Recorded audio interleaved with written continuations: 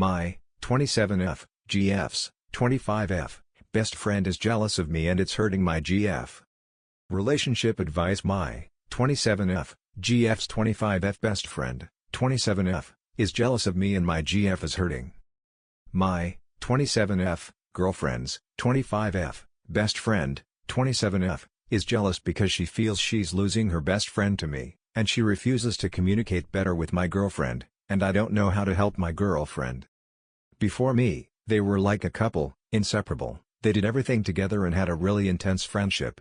They were together every day, hanging out, traveling, and just being with different people all the time. So, a little over a year ago, my girlfriend and I met, and we just fell in love in a second. We started spending time together, and we didn't want to be separated. But we did that mainly because she already planned moving to another country, so we basically had only 1 month together. Since we just met, we didn't know how we were going to handle a long-distance relationship or anything complicated, so we were just trying to spend as much time together as we could. But at any point, she didn't exclude her friends. Sometimes we were together with them, and sometimes she would be alone with them. She moved away, and we decided that we would stay together, so I started visiting her, and when she is back in her home city, she was trying to spend as much time with her friends as she could. But for a year, she only came back 2 times. But she found her dream job. She is doing great. She is in a much better place now than when she was at home. We are doing great also, and we are planning for me to move away too. So naturally, her best friend is feeling left out. She had comments like we are not spending time together as we used to, and you are drifting apart. My girlfriend tried to ensure her that she loves her the same, but her life is now changed, and she has different priorities now. She is focusing on her job because that is the most important thing to her now when she is just starting to pave her way. She is in a new place, starting this whole process with me, and we are making important decisions together. But she loves her the same, and my girlfriend is sure that she is her soulmate. One time, when I was visiting my girlfriend, I invited her friend to come with me, and she came. But for the whole time, she was complaining and making my girlfriend anxious because she was like, it's not like before, we are not alone anymore. It's always the 3 of us. I tried to give them some alone time, and tried to make myself busy. I even convinced my girlfriend to sleep with her in the bed for a few nights, just so they have that feeling of them together as friends.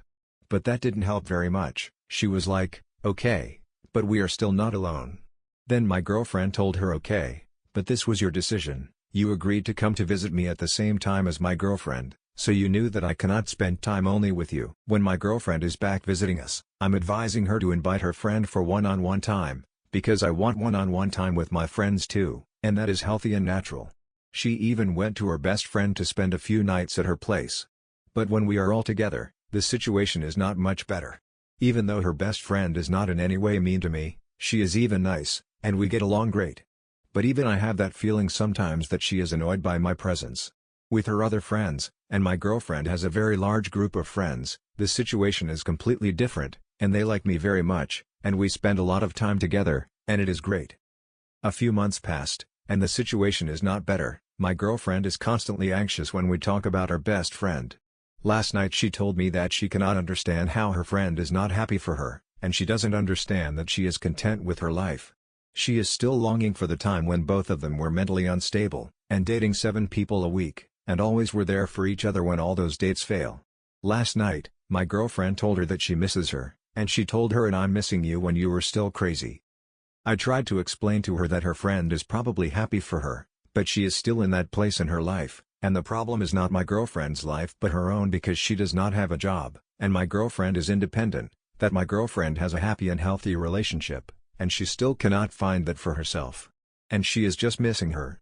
My girlfriend told me that she just doesn't want a friend that is jealous of her girlfriend and that is trying to exclude me and ignore that I'm part of her life now because of her little comments and remarks. So what advice can I give to my girlfriend, because I hate seeing her like this, and I know that she doesn't want to lose her best friend. Ida for resenting my best friend of 10 years. The first 9 years of our friendship were great, in my opinion. There were ups and downs in any normal, functioning human relationship, but we both learned from and grew from any upsets. Flash forward to our last year of being friends, things slowly got rocky. We had been planning on moving in with each other since the first year of our friendship. It was a dream, but clearly an unrealistic one. There is another friend in this exchange who we met 5 years after meeting each other. These two ended up moving in together beforehand because I didn't have a job capable of affording rent, utilities, etc. Let's call my 10-year friend Calvin and my 5-year friend Anna. Anna had a job, we worked together in the same place, but she got more shifts because I had classes for a course I was doing, and Calvin was on benefits provided by our government. Together, they could afford to rent a place and still have money for other things. Some weeks were tougher than others, but they managed. Now, let's add that all of us were diagnosed with mental health problems.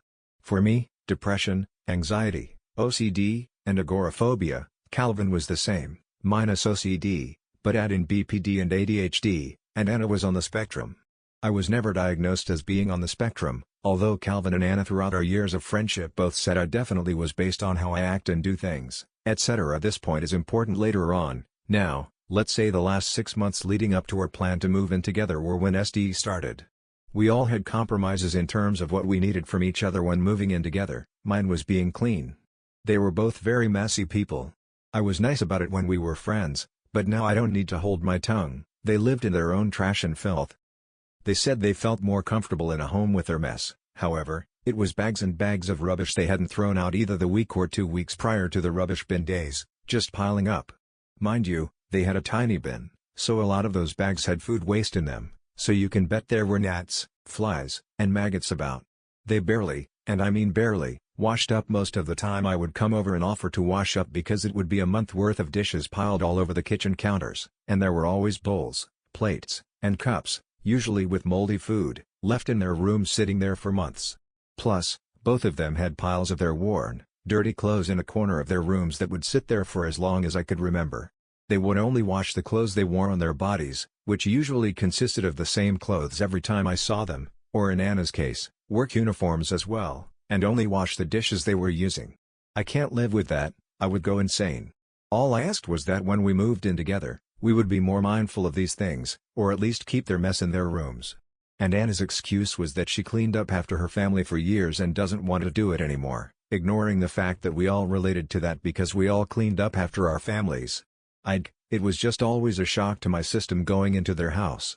They both promised to work on their cleanliness, and I was good, nothing else was asked. I had finished my course at this point and was looking for full-time work. I managed to land an interview and eventually start training. Since all of this is happening, I don't put so much pressure on myself in order to do things or be a normal person. The training lasted for 2 weeks and was about an hour away from home. Within the first 5 hours of working, I had a massive panic acknowledgement. I told the lady supervising me, left, and never came back. I'm not going into my mental health or thoughts on working, etc. I just know that working is something I've struggled with for years and still do. This job thing didn't necessarily mess things up because things got messy prior to it. Now let's start. I don't like kids, I never want any of my own, and I don't want to live with kids or talk to kids.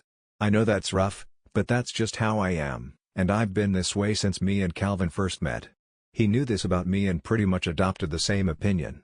Anna had been on team #NoKids before we even met, so we all had this in common. Since those two lived together, there were obviously a lot of things discussed without my being present. However, many of these things would affect the situation of the move-in. Calvin is FTM and isn't on testosterone, so he can still have kids even though he's never expressed an interest in having one before. He felt like he had to raise his little sister when he was younger, so he didn't want to do that again. We all went to the pools one day, and those two were talking about the plan. Now, mind you, a few weeks prior to the pool, Calvin had been saying he had baby fever. I asked what his plan was, and both of them kept quiet. Calvin told me he would tell me after we all moved in together.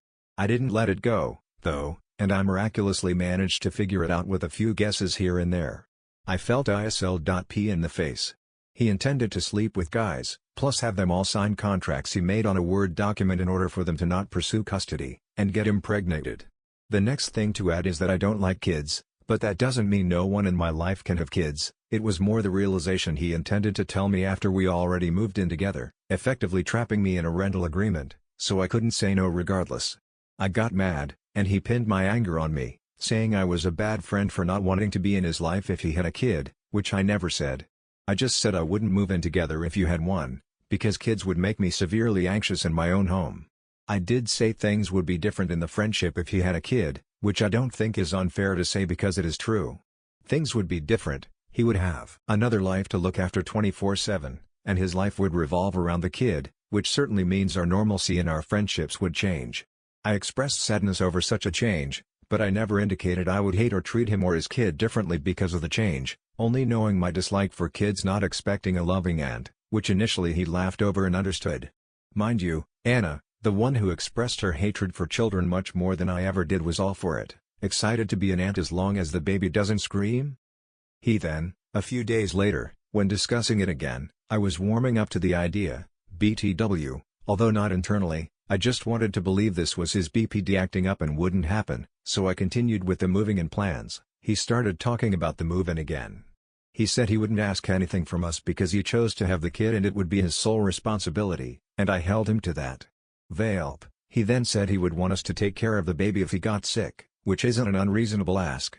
It's more the principle of me and Anna not moving in with him just so we can be there for his kid when he can, you know? So, like I said, things were still in progress, although rocky. Now let's add that at the time, I had one cat, Anna had one cat, and Calvin had 2 rabbits and a cat, and that enough is too many animals for a rental agreement, which worried me because I always lived in a rental home with my family and had too many pets, and it's not a fun thing to have to manage that. Once again, Calvin knew me and knew what I was like. Babies were one thing, and dogs were another. I was terrified of dogs.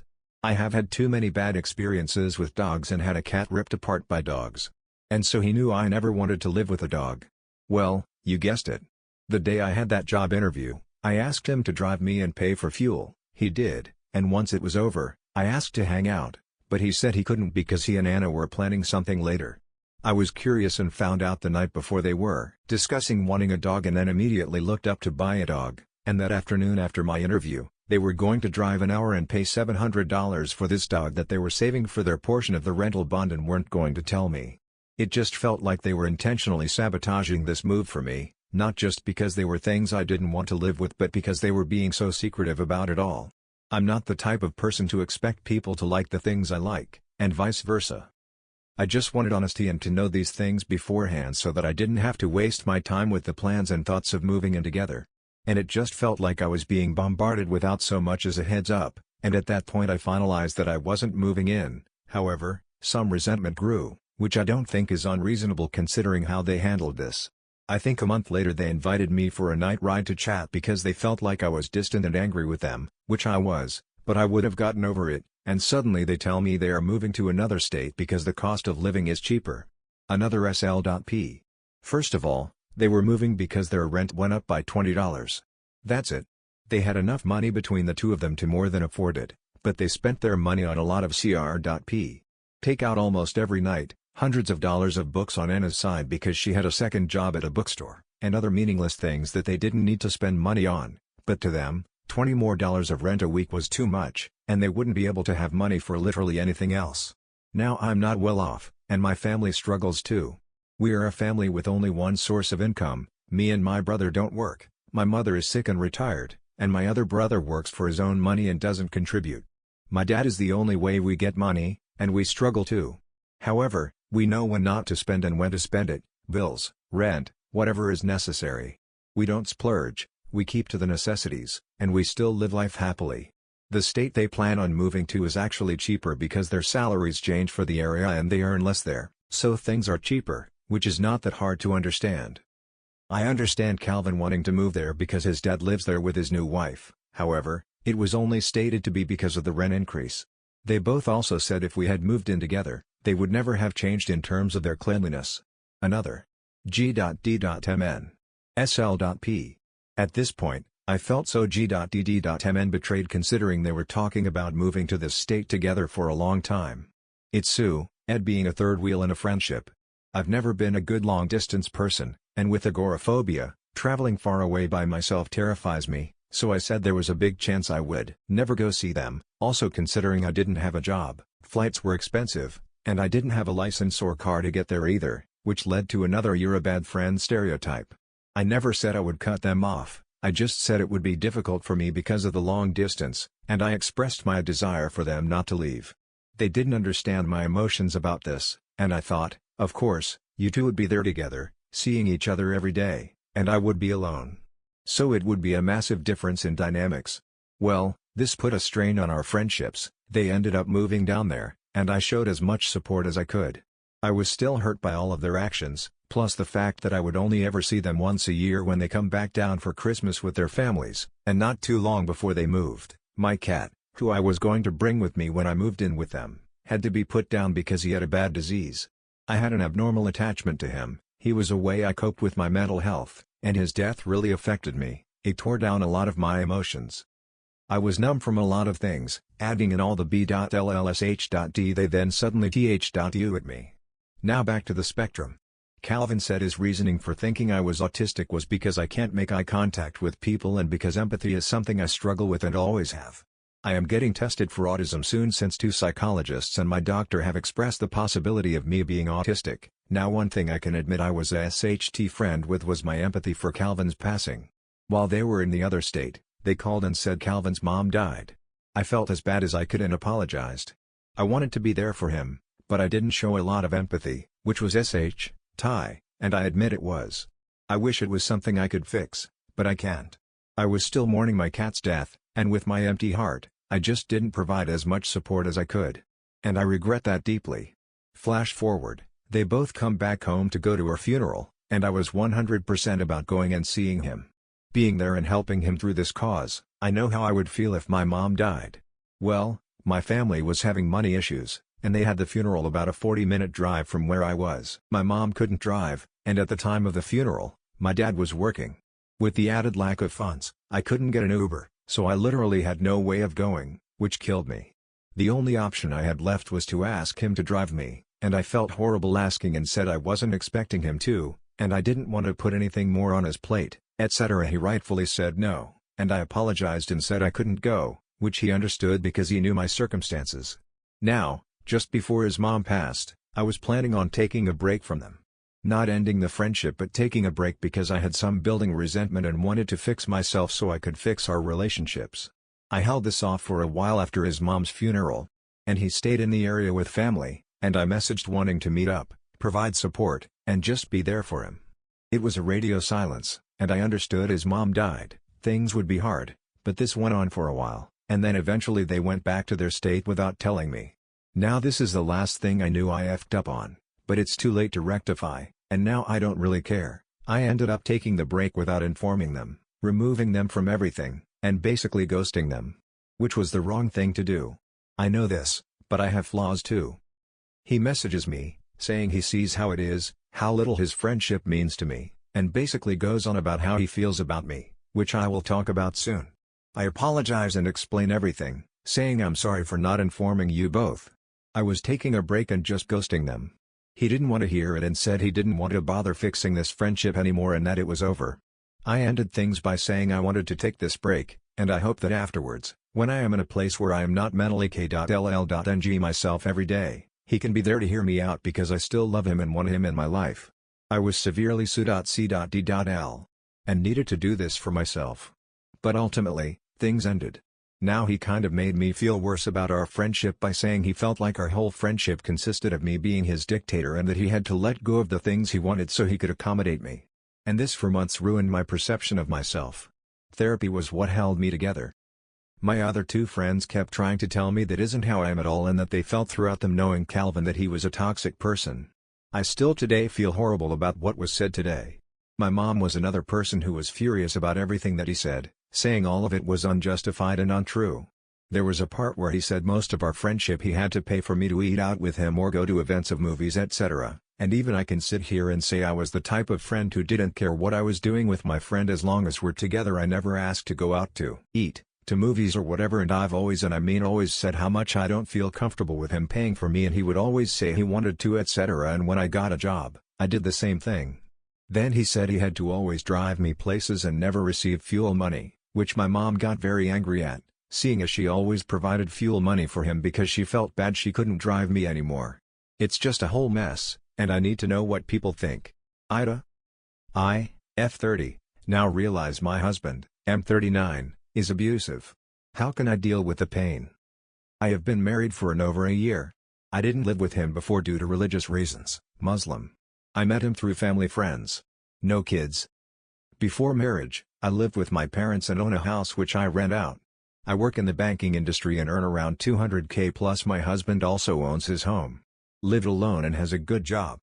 When getting married, I was happy to buy a house where we both split the cost and he could rent his house out. He disagreed. He wanted me to move into his. When we got married, I asked him what the bills were and was happy to pay half. He declined my offer and said Islamically it is his duty to provide for me. I told him I felt bad if I didn't contribute, especially as I am earning money. He declined again. Throughout the marriage I have tried to help financially as much as I could. I bought 10k worth of furniture, I've secretly paid the water bills and at times have given him money for utilities and insurances. I pay for all the groceries and holidays, spend around 10k a year annually on trips, family gifts and treat him to things too. I also save/invest around 5k a month for both of us. This is my way of contributing financially. My husband works 35 hours a week. I work anywhere between 35 to 72 hours a week. Despite this, I do all the cooking. My husband refuses to cook. I clean 90% of the time. I always do the grocery shopping. Most of the DIY I do and maintenance for cars in the house. Any family gatherings, I organize. Naturally, I get tired. Despite this, my husband tells me, "What is it you do that makes you tired?" When I have to be up early hours the morning due to work, and if he's annoyed at me, he will purposely make noise as a way to prevent me sleeping. My family and I are close. He makes remarks about it saying, "Look at how much your family does for you and you are wrapped around cotton wool." My family are always inviting him to family gatherings/events and the ones he does turn up to, they treat him like royalty. My husband picks on me for not being religious enough. He knew beforehand I wore makeup and didn't wear a scarf. Yet he now uses it against me and telling me what a bad Muslim I am. I have gone makeup free now and have changed my dressing style. I wear size bigger clothes. I didn't pretend to be something I wasn't before marriage. Yet he told me he doesn't drink. After marriage, I found out he did. He tells me that I think I am better than him because I earn more money than he does and the assets I have. He says I am shallow. Yet my friends, colleagues, family and his family always comment how down to earth I am. His family message me a lot and invite me to things. He gets bitter that they make the effort with me and not him. His cousin told me he isn't liked in the family because he can be very rude, so they avoid him. His own mom tells me he's very messy, verbally abusive and doesn't fulfill any family commitments. I never told my husband this as I don't want to add fuel to the fire. My husband shouts at me, pushes me, throws my things on the floor, squares up to me, calls me names such as SLT, tells me I'm mentally unstable and need therapy, does things in front of me and then denies it to distort my reality. Calls me a dr.mp and a lazy wife. He taunts me for not paying the mortgage and it's his house. I tell him I never claimed it was my house and I did offer at the start. He was the one who declined my offer. And when I remind him about the other financial contributions I make, he dismisses it. So many times he screams in my face, "It's my house, get out." So when I do as he says and leave, he blocks me and screams in my face. He argues with me on things like, "Why do you lock the bathroom door? Why do you put on the lamp? Why do you not measure when cooking?" It is not even asking questions. He's rude about it and starts calling me names. He makes silly comments such as, when going to a restaurant, "Why do I not look worried when the bill comes?" As normal people hesitate and hope they would have enough money to cover it. I replied, "Well, why go to a restaurant if you're not sure you can afford it?" He then got angry. At the start, I was very confused. I would try to explain myself, stupidly thinking he's got the wrong end of the stick. Later, I realized he's just too rude. If I speak to him in a calm tone, how does it justify him swearing at me? So after 8 months of this I had enough and swore back at him. In retaliation, he pulled my hair and put his hand on my mouth. He then amped up the rudeness and would cross-examine me like I'm a criminal. Constantly interrupts me and twists things I'd say. I was done with being calm, so I would argue back and say mean things, not to his level though. I noticed if I was rude back, he backed off. If I was calm or silent, he would keep getting worse. Then would claim he's only like this because I am rude and it's his defense.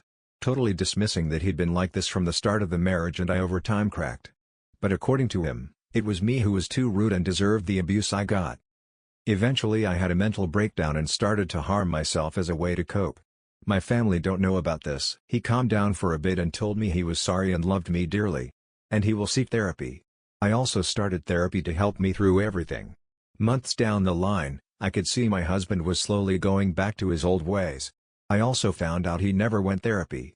He now was open about it and refused to go, saying he doesn't need it and it's in fact me who needs it as I am too emotional. I have become calm again and have set boundaries recently. Unfortunately, he does his best now to keep trying to wind me up. In order for me to lose it so he can claim to everyone, like in the past, that I am the crazy one. 2 months ago he THR'd me with a divorce. I cried so much. He hugged me. I thought if I ignore his provocations, and try more we'll succeed. I was wrong. From trying to provoke me every few weeks is now daily. I am now firm in telling him not to speak to me in a certain tone, and if he continues I will not engage. He then calls me abusive for giving the silent treatment. He rings my mom and his mom telling them the twisted version of the truth. Saying how I am sulking and being rude. That he tries so hard with me and I am an ungrateful wife. He tells me the hadith about mostly women being in HLL was written for women like me who are ungrateful to their husbands. He claims I am the most toxic and selfish person, and worse than all his previous girlfriends. I told him he was free to marry another woman who will make him happy. I have moved out. I told him he can have the divorce and I genuinely wish he finds someone who will make him happy, and I'm sorry I couldn't be a good wife. Instead, he just gets rude back. Whilst the divorce comes through, how best to deal with the situation in the meantime? Emotionally speaking, as some days my heart breaks so much. DL, Dr. Husband is too rude and is getting worse. I've had enough now and want to end the marriage. But at times I struggle with it emotionally, how best to cope. My 31F brothers, 38 meters, family is estranged from everyone and I'm worried. My brother is married and has 2 kids, 1 teenager, 1 elementary school. I used to be quite close with him, even living with him for a few months after I graduated from college in 2014. At that time, he was separated from his now wife, they had not yet married. I never had any personal problems with his wife, but she and my mom seemed to always have issues that were never really clear to me. I tried to stay out of it, because I did not know what could have caused the issues and it was not really my business. As time went on, the issues between my brother's wife and my mom seemed to get worse, and slowly but surely we went from seeing them occasionally to never seeing them to never even hearing from them at all. They don't live that far away from us now, only about an hour's drive. I never had any kind of argument with either my brother or his wife. I used to at least text with my brother sometimes, but at some point he even stopped responding to that. In 2018, I worked like 5 minutes from their house and eventually I tried to just go over there and have a chat with my brother's wife to try to figure out if there was any way I could help. She stood in the doorway and treated me like I was selling something. It was weird. So instead, I hand-wrote a letter and put it in the mailbox explaining what I wanted to say and leaving my phone number. It was a very nice letter. I wasn't mad, just confused. I never heard anything from anybody. Until 2022, when I got a random text from my nephew. He had found it in a pile of seeming junk mail. Kind of bizarre, but I was so grateful he found it as I hadn't spoken to him in years or seen him at all, and he's like a whole ass sad.lt now. I got to video chat with him and we texted for less than 12 hours before I was blocked. That was devastating, but at least I know my nephew remembers us. His sister doesn't know us at all. I met her only once, when she was an infant. My nephew had asked permission to talk to me from my brother beforehand and was given the go-ahead. Just don't let your mom find out. I guess she found out. All of this was seriously painful to me, and I couldn't understand it, but I had to admit that there was a reason and that my brother knew what he was doing. But eventually, after hearing nothing from him for years with zero explanation, I asked his other side of the family, he has a different dad, and learned that they had also been cut off. It took longer for his dad to be, but even he now hears nothing. And then I talked to his wife's sister and learned that even her family is cut off and has been around the same length of time as we have. Nobody was aware that all sides of their family have gone through this. We were all separately blaming ourselves, wondering what we did wrong, assuming that the kids still had the other sides of their family. This was false. They have no one. And I heard story after story of some truly unhinged behavior from the wife spanning over many, many years. I was shocked. I'm worried about the kids, and about my brother. He works offshore and is away from home for long stretches of time. When I believed it was just our side that was cut off, I wasn't worried so much as hurt. But it's everyone. I can't understand why my brother would allow this to happen and just leave his kids in the care of someone who would cut off their whole family like this. He makes great money and would have the support of even his wife's family if he decided to leave. He isn't stuck. But I currently cannot even verify that he is alive, much less understand what could possibly be happening here. Is there anything I can do? I don't want to cause the kids any trauma, but I also am increasingly feeling legitimately worried about everyone's well-being. It just feels so off. I don't know how to navigate this.